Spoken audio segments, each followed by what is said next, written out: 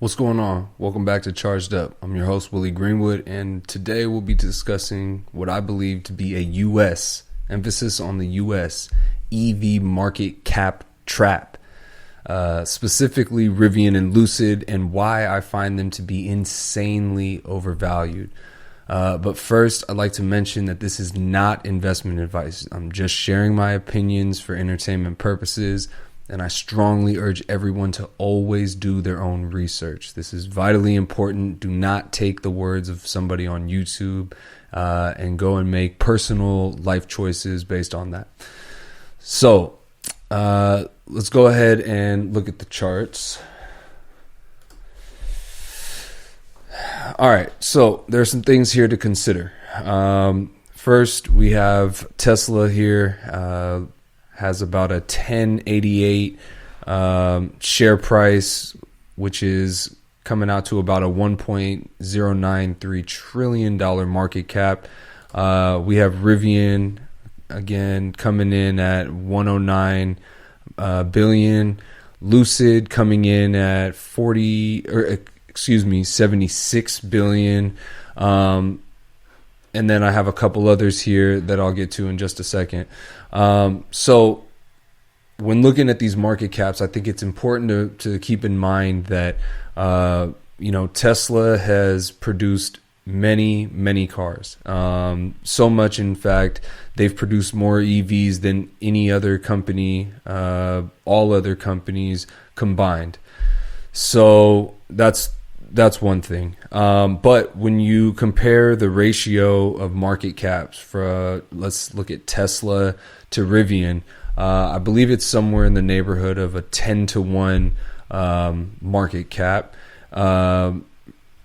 Doing some loose math, Rivian is probably about a 12 to 15 to 1 market cap Tesla has over Rivian. So these are important, right? This is important. Why is this important?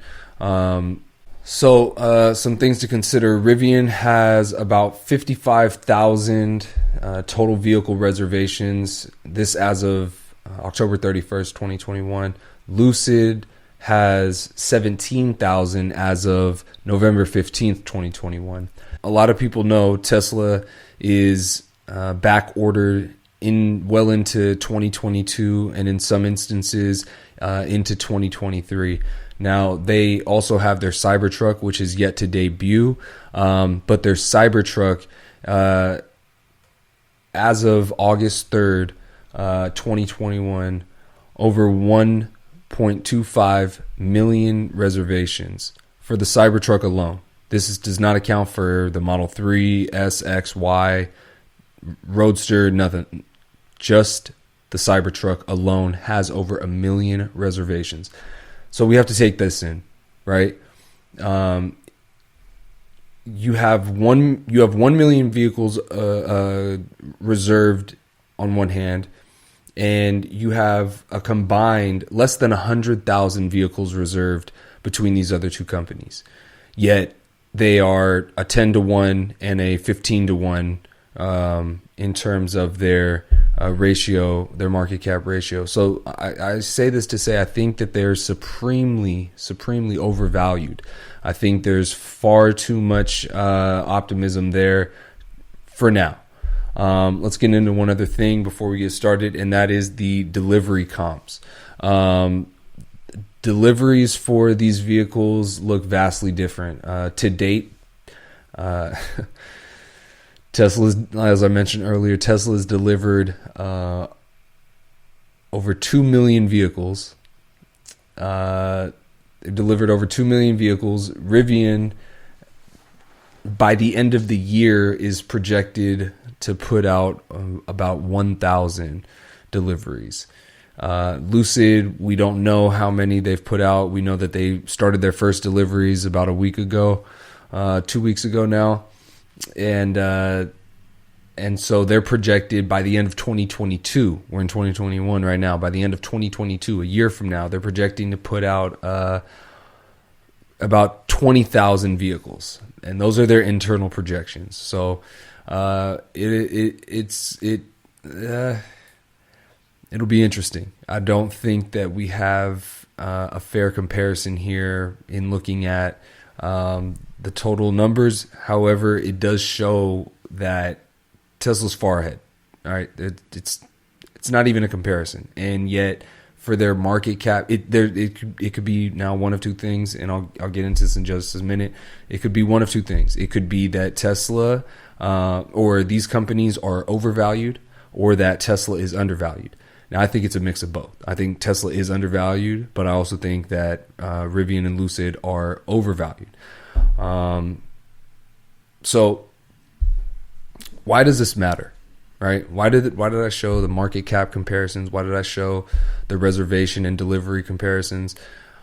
Why does this matter? Before we get into it, if you have thoughts, leave them in the comment section. Why do you think? Pause the video. Why do you think that any of this matters? All right. But in my belief, and again, these are just my thoughts and my opinions, take them as you will. These share prices are non-justifiable. Simply looking at, and I brought these up here, Ford and GM. You have Ford, which is at a 78.17 billion market cap. Lucid is almost valued higher than Ford. Rivian blows Ford and GM, which is at 90 billion market cap. It blows them out of the water. How can this be? Right? How can this be? There's nothing to suggest that Rivian or Lucid has the capability of outproducing either Ford or GM in electric vehicle deliveries. Right? Again, Rivian will put out about 1,000 vehicles, and that's R1T and R1S, about 1,000 vehicles at the end of this year. I don't have the numbers off the top of my head, but look at the numbers of EVs that Ford has put out. They have the Mustang Mach-E. Look at the numbers that VW has put out. They have the ID3, the ID4. Look at the numbers that GM has put out. Granted, they have some recalls for their bolts and whatnot, but you get the picture. These companies already have the ability to produce EVs.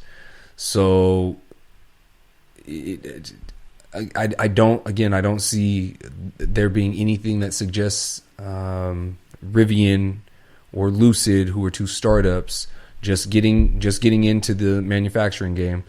There's nothing to suggest that they have the capability of outproducing any of these legacy automakers.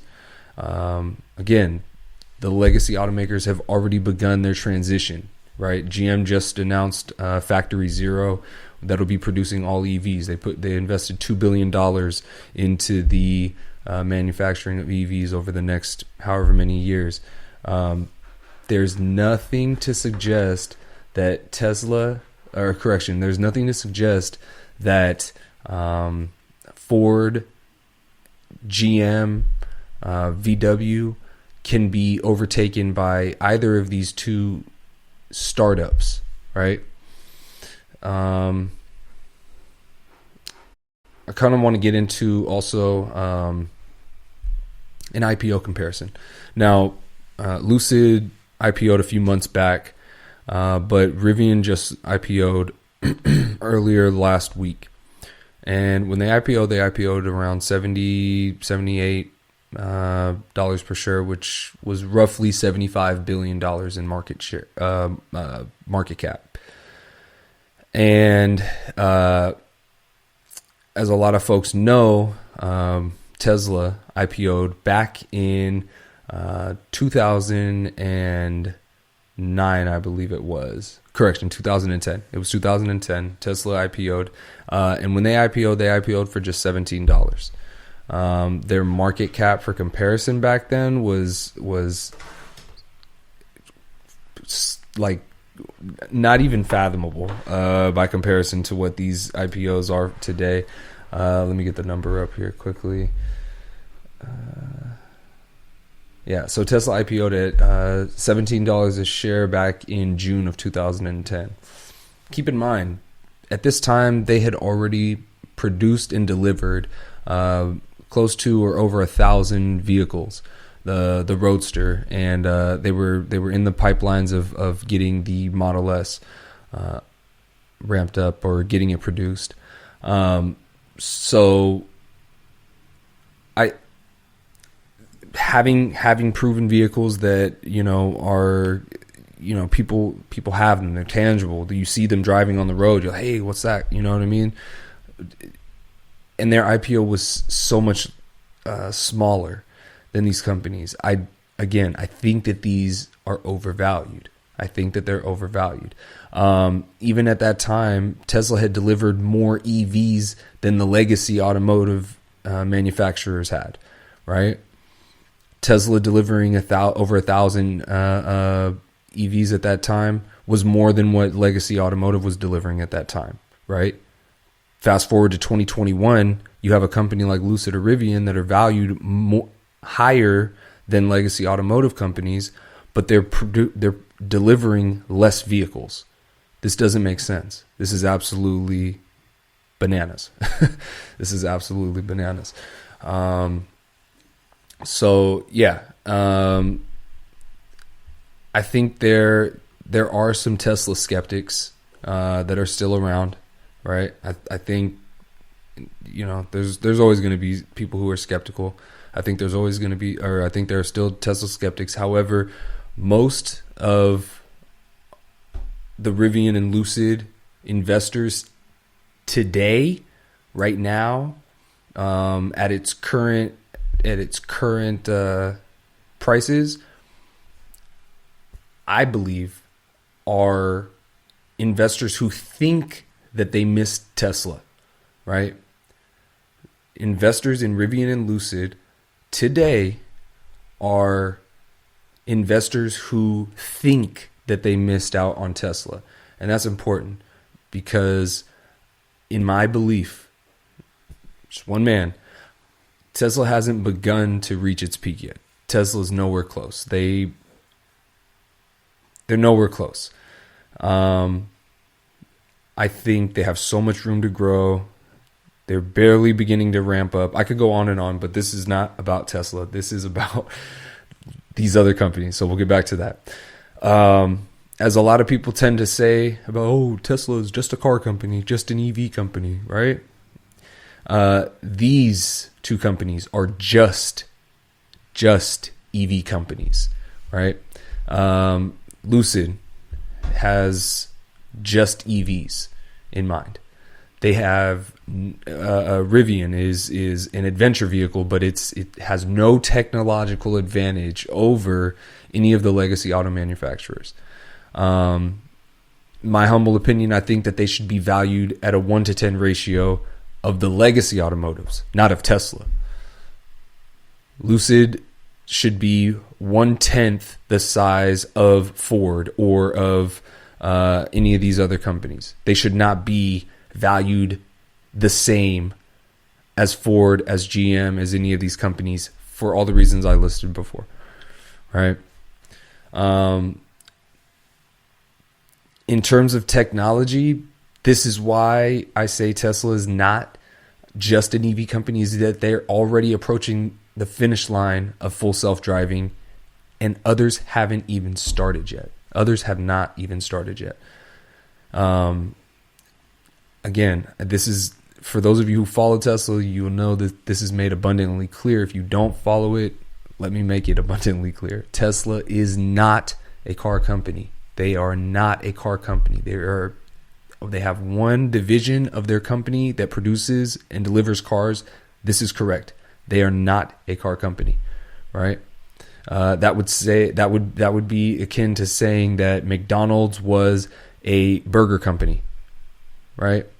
McDonald's produces many other things outside of just burgers, including real estate, right? They invest in real estate. McDonald's is not a burger company. And to say that would be doing a disservice to what they actually do. Now, Lucid and Rivian are being valued today as the next Tesla. But again, these companies today are shams. They are complete and utter shams. have the allure. They gain their allure from comparing themselves to Tesla, but I think that comes from the branding, that comes from the marketing, right? When you say we have the, GM, or correction, the Lucid CEO, Peter Rawlinson, he constantly refers back to Tesla. They have on their website Tesla Tesla written on their website, right? These companies are only getting their allure because they're comparing themselves to Tesla.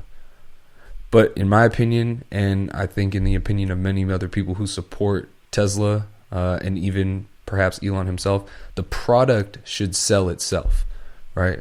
You should never have to, and Tesla does not spend any money on paid advertisement, right? The product should sell itself. For example, a lot of you may have seen the recent Hertz deal, the advertisements with Tom Brady and a bunch of Teslas in the background. This was not paid for by Tesla at all. All of those vehicles were purchased or perhaps even rented, no pun intended. That'd be ironic. However, these vehicles were purchased by Hertz. The advertisement was paid for by Hertz. Tom Brady was paid by Hertz, right? Tesla had no involvement outside of producing a vehicle and selling it to a customer in those advertisements. They spend absolutely zero on advertising, but everybody knows about Tesla. Everybody talks about Tesla. Why is this? The product should sell itself. There's a reason why Donald Trump became president, right? Product sold itself. People were talking about it. Everybody's talking about it. Even though people were saying negative things about it, there were some people who were reviewing it and weren't doing it. We're not going to get political, but I just say that to say sometimes, like they say, all publicity is good publicity. All right, this leads me to another question. Who will buy these vehicles? All right. Now, Rivian, they have a deal with Amazon to deliver to them 100,000 delivery vans, right? And now, while I think that this could be a good avenue for Rivian to travel down in terms of finding a niche market, right? They found the niche market with their trucks, with their delivery vans. There's potential for others to get involved, such as FedEx or UPS, USPS. That's a government deal. Perhaps I could see their potential there, right? But what about their expensive off-roading trucks, their adventure vehicles, right? The SUV has some potential, right? It has 7 seats, could be a people mover. Folks might look to that. I could see it, depending on the size, being something comparable to, a Land Cruiser or whatever. Maybe a Toyota Tundra. I don't know. One of these, a Chevy Suburban. I don't know. I could see there being some potential there, but they've positioned themselves, as I mentioned, as an adventure EV company. And I'm not quite sure how you attract others with that. Where do you find your broader target market, right?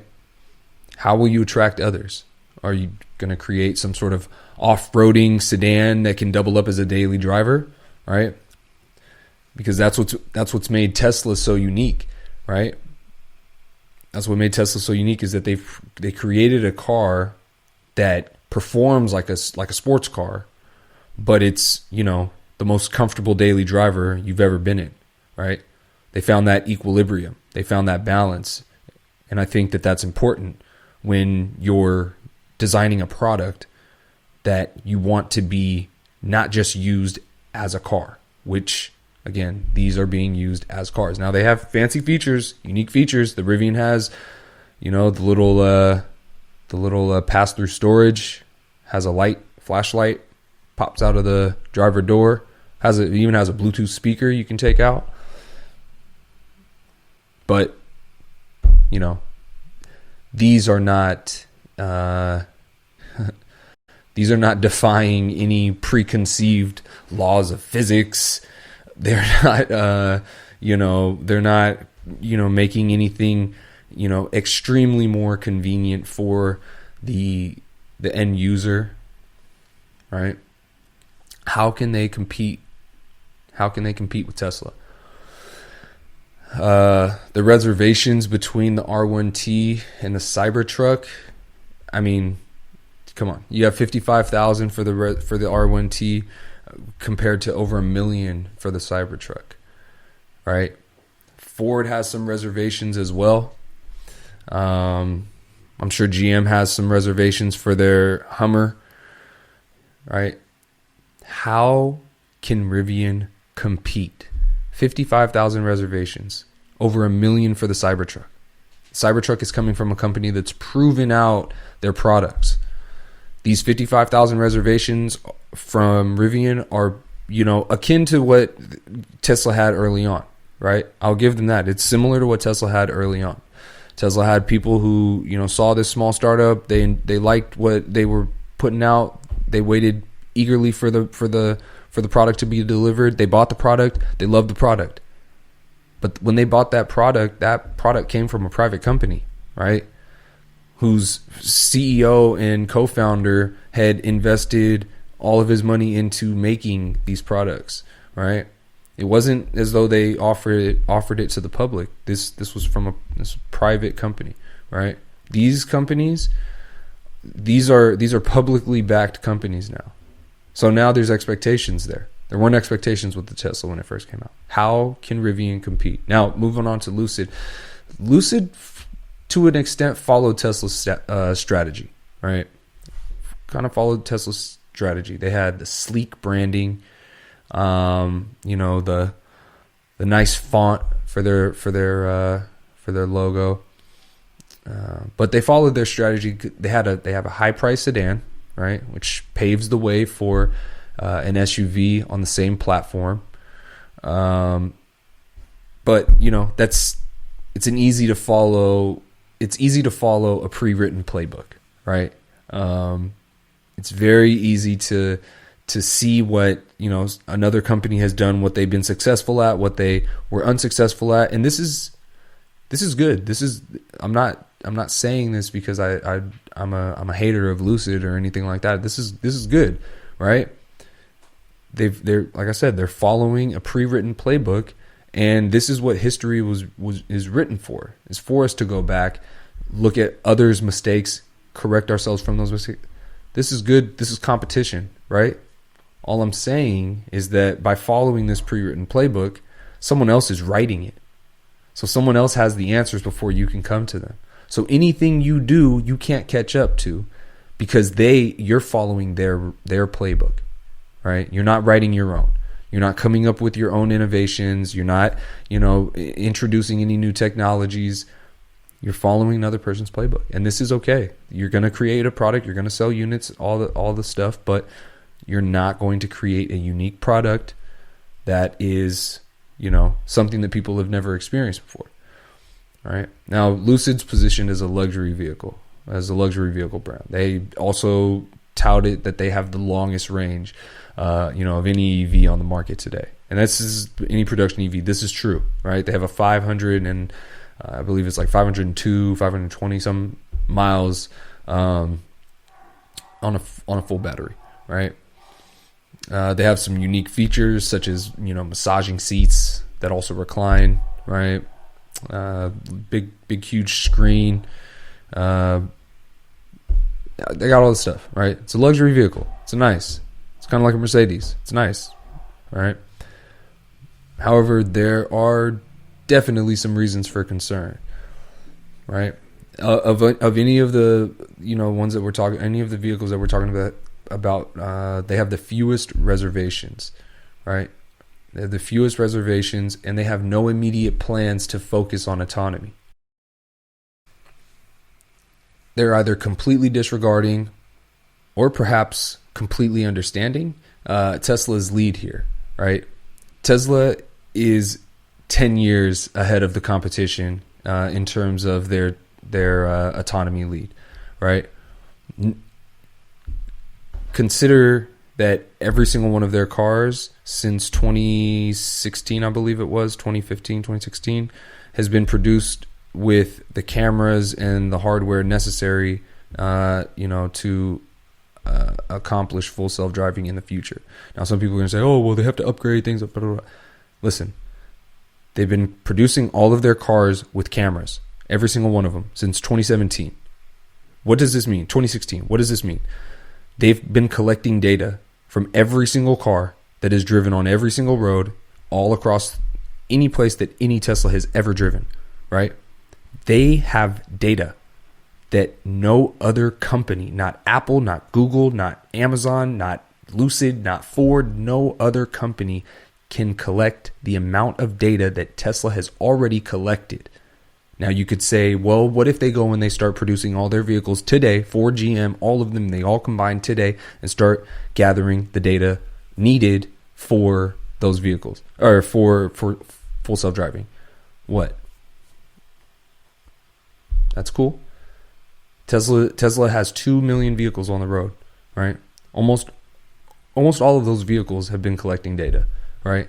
They're going to put out another 1 million vehicles over every year. They're going to increase every year, right? So hypothetically, if every company started producing vehicles and then they started, fitting them with the necessary hardware, right? Which no other company believes in it the way that Tesla believes in it, being fully vision based. Everybody else believes that there needs to be LiDAR, right? Including Lucid, right? I told you the CEO doesn't believe that full self-driving is anywhere close, but he fitted the vehicles with LiDAR, right? So he perhaps is future proofing, but he believes that the future will depend on LiDAR. And if you've listened to Elon, you've listened to anybody, you know that LiDAR is extremely expensive and it's completely unnecessary once vision has been solved, right? And every single Tesla has a car. And if they have cameras that need updating, it's as simple as popping out the cameras and popping in some new ones. You take it into a service center, the service, mobile service comes to you and they swap out your cameras. It takes 15 minutes. Tesla is ahead. There's no way for any other company to catch up from their data perspective. No company can catch up to Google from a search engine perspective. No company. No company can catch up to Amazon from a delivering, from retail delivering their packages and whatnot. Nobody can beat Amazon at that, right? Nobody can beat Tesla at collecting the data that they've collected. 8 cameras all around the vehicle for all the vehicles that have traveled anywhere on any road, into any garage, on any side street, on any back road, right? No car company or technology company can compete with that. How can they compete? Answer that question. How can they compete? Please leave me a comment down below and tell me how you think that they can compete with Tesla today. Now, moving on, I want to plug Elon Musk here because he did something that none of these other car companies have done. Not that I've seen, at least. All right. Back in 2006, Elon released through Tesla's blog the master plan, right?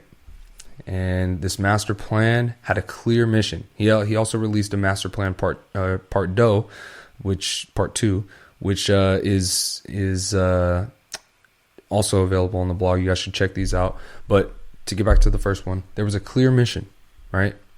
It is as follows: build a sports car, the Roadster. Use that money from that sports car. Use that money to build an affordable car. Now, at the time, he was referring to the Model S, right? Use that money to build an even more affordable car, right? Which would be the Model 3 or the Model Y, right? While doing above, also provide zero-emission electric power generation options, such as Tesla Solar, and furthermore, Tesla Powerwall, the home battery pack. Fast forward to 2021, 15 years later, look where we are. right? This is the importance of long-term thinking. This is the importance of preparing for the future. I constantly talk to people and I try to remind them, your decisions today affect what happens not just tomorrow, not just next week. They affect what happened years down the line, right? Years down the line. It's important to think long term. Now, live in the moment, but think long term. Will this affect me? Will this have some sort of negative repercussion on where I can potentially be if I do this over that, right? Think long term. And luckily for investors, Elon and Tesla are, it's the most transparent company I think that I can think of, right? The most transparent company. Elon, the most transparent CEO. Now, of course, they're going to have their trade secrets. They're going to have things that they can't, just spill out to everybody, but they are an extremely transparent company. And this has benefited not only investors, but consumers as well, right? It's benefited investors because they've become millionaires. There are investors that have become millionaires, right? And it's benefited consumers because, like myself, I'm both an investor and a consumer. I have the most fun vehicle I could ever imagine driving. I've driven in some pretty cool vehicles, but none of them are what this vehicle is or what it is going to become, right?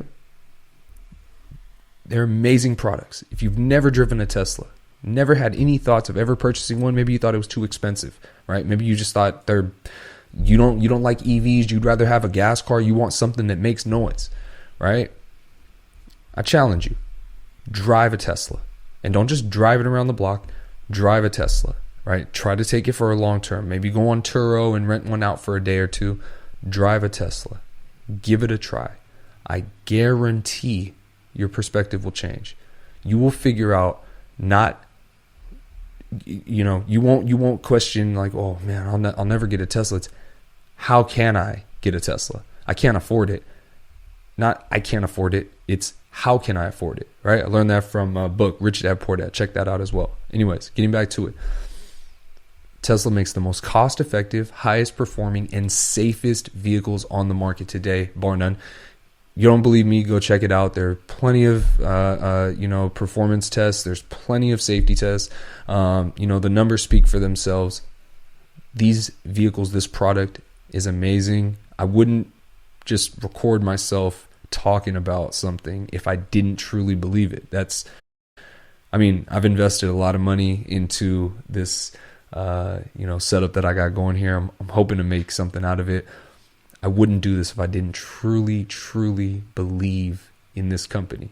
I honestly do. Right.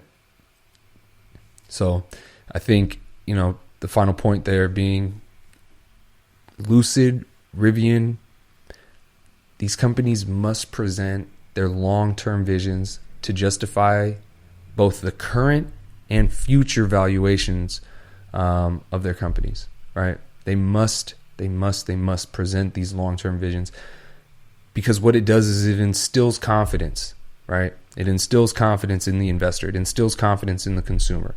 They want to get on board with something that they believe in, right? I believe in everything Tesla's doing. Every single thing, I believe in what they're doing, right?